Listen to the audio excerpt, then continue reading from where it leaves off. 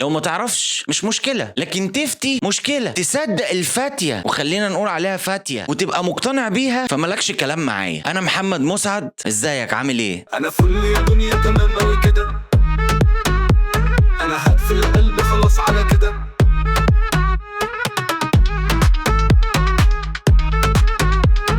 معرفش نص العلم والنص التاني اعرف. احنا كمصريين قاعدين في النص التاني دايما، اللي هو ايه، انا اعرف. لانه احنا معرفش دي عندنا شتيمة. انت عايزني اقول معرفش؟ انا هزر ولا ايه؟ انا عن نفسي ما بقولش معرفش، لانه انا زمان قوي فاكر كنت في الحضانة في اول كام يوم بالظبط. فمس ايمان، شوف انا فاكر اسمك لحد دلوقتي، كنا في اول كام يوم في الحضانة وانا اصلا داخل الحضانة متأخر، يعني داخل في الترم التاني، فما اعرفش حاجة خالص، ما اعرفش حاجة في الدنيا اصلا. فجيت دخلت الفصل، فجت في يوم العيال بقى حافظة من 1 ل10، فجت تقول لي سمع من 1 ل10، فانا قلت 1 2 3 وعتلت وما بقتش عارف. فقعدت ايه تقول لي كمل، ما عرفتش اكمل. راحت قايله لي طب انا هضربك 7 عصيان على ايدك عشان تحفظ لحد 10. فقعدت تعد العصيان على ايدي 4 5 6 7 8 9 10، وكل عصايه بتقول فيهم رقم. طبعا اسف لصعوبه القصه، بس انا من ساعتها ما بقولش ما اعرفش، انا كده كده اقول. ومستني قابل مس ايمان صدفه، لو لمحتك في الشارع، مع اني مش عارف شكلك دلوقتي، ست ولا ليها علاقه بالعلم ولا بالايمان والله العظيم، بس المحك بس.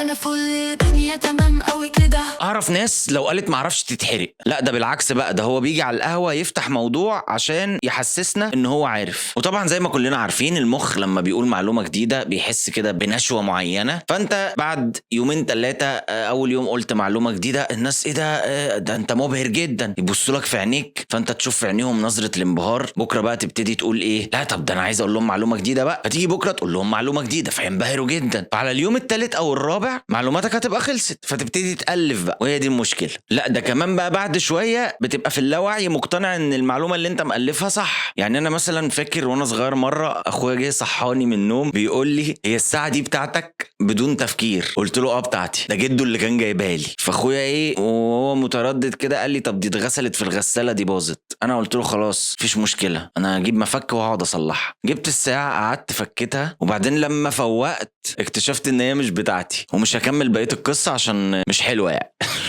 فلما كبرت بقى فما بقاش حد يثق في كلامي، عشان انا بألف قصص اول ما بصحى من النوم. فامي بقت تحتاج تتاكد ان انا صاحي ولا بألف، يعني انا في مود التأليف ولا فوقت فعل، فتعمل لي كشف هيئه بقى. فتبتدي تقول لي ايه النهارده ايه، فاقول لها التلات. فتقول لي التاريخ كام، فاقول لها 25/9. طولك 173، وزنك 94، شايف نفسك فين كمان 5 سنين؟ ده سؤال ما بعرفش ارد عليه وانا صاحي اصلا. فمن الردود دي هي بتكون وجهة نظر بتعرف اذا كنت انا صاحي ولا في مود التأليف. لان انا وانا في الجامعة كنت بألف لها قصص عشان ما اروحش، ولما فوق اتخانق معاها ان هي ليه ما صحتنيش. واللي انا فاكره ان انا ولا مرة جاوبت صح.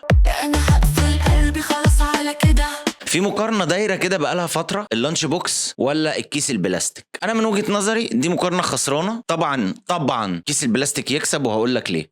اولا شكل الكيس البلاستيك اخر اليوم بعد ما بيبقى اتبطط كده في بعضه بيخليك قرفان ومش عايز تاكله. فده ترجمته ايه؟ اولا ان انت هتاكل قليل، سعرات اقل، انت كده كده بتحرق في المدرسة فتبقى فت. اللانش بوكس بقى هو معمول اصلا عشان يحفظ الاكل انه ما يتفعصش، فبالتالي انت هتاكل اكتر. وزي ما احنا شايفين اليومين دول الموضوع وصل ان الامهات بقت بتدي للعيال كفته ورز وحمام، فده معناه ان انت هتبقى طفل تخين. فكده اول هام كيس البلاستيك بيحافظ على الدايت. ثانيا لو جدع ذكر يعني ضيع الكيس، ده ايامنا احنا بقى، لو انت جدع ارجع من غيره. فده بيعلمك ايه؟ بيعلمك المسؤوليه، انك تحافظ على حاجتك. لكن اطفال اليومين دول عندهم بدل اللانش بوكس 8. ده انا في بتاعه كده شفتها مش عارف اسمها بنانا بوت ولا اسمها ايه، تحفظ الموزه. انا مش عايز اشتم، ومع ذلك بيضيعوه عادي وبيتجاب لهم غيره. ثالثا وهو الاهم، الكيس ما بياخدش مكان في الشنطه، لانك ينفع تحطه في وسط كتاب الكيمياء عادي. يعني لو سندوتش جبنه رومي زي ما بتحطه في الميكروويف كده، تحطه في كتاب الكيمياء يطلع جبنه سايحه عادي جدا. اما اللانش بوكس فمحتاج له شنطه لوحده اصلا. وشايف ان الامهات دلوقتي بقت بتتعامل مع الاطفال ان هي البيج رامي، فما تنسوش بقى تبقوا تدوا له الواي بروتين والشيكر والفوطه بالمره. انا فل يا دنيا تمام اوي كده. شجرة المعرفة بقت كبيرة قوي شبه النجيلة كده، فانت مش هتعرف تغطي كل المعلومات اللي متاحه. وبقى في مشكله دلوقتي انه لما الشباب بتقعد تسكرول في الريلز كده، فبعد شويه بيجمع شويه معلومات ويبتدي يقول لك نصايح انت المفروض تعمل ايه في حياتك، ولو بصيت ركزت كويس هتلاقيها بتتلخص في الدش الساقع وانك ما تسمعش كلام حد. فانا عندي بس استفسار، مثلا لو واحد عنده القلب هيعمل ايه في الدش الساقع؟ طب لو واحد ما بيسمعش اصلا، هل كل اللي ما بيسمعوش ناجحين؟ ده سؤال محتاج اجابه. شكرا. أنا هقفل قلبي خلاص على كده.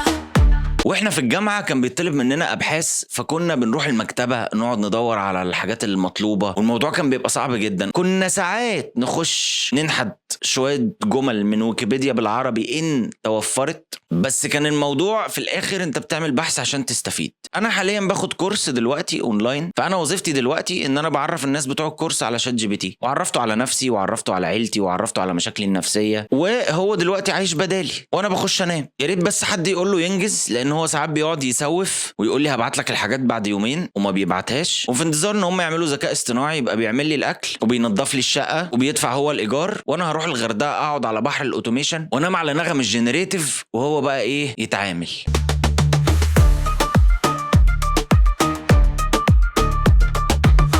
وفي نهاية هذه الحلقة حابب أقول لك فكر 5 ثواني قبل ما تتكلم. لو مش متأكد من المعلومة ما تقولهاش، اعمل حاجة لنفسك أفيد، اقعد على النت، اسمع مسلسل. غالبا انت ممكن تكون حاسس بوحدة أو مش متقبل الرفض، أو ميس إيمان ادتك 7 عصيان على إيدك. شوف حل، ارغي مع شات جي بي تي، لأنك بتعمل كل ده عشان عايز تبقى محبوب عن طريق ان انت تقول معلومات جديدة للناس فتنبهر فتحس انك محبوب. بس عايز ألفت نظرك ان البشرية اخترعت اختراع بقى عنده كل المعلومات اللي انت عارفها، بل بالعكس هو ممكن يديك كورس فيها.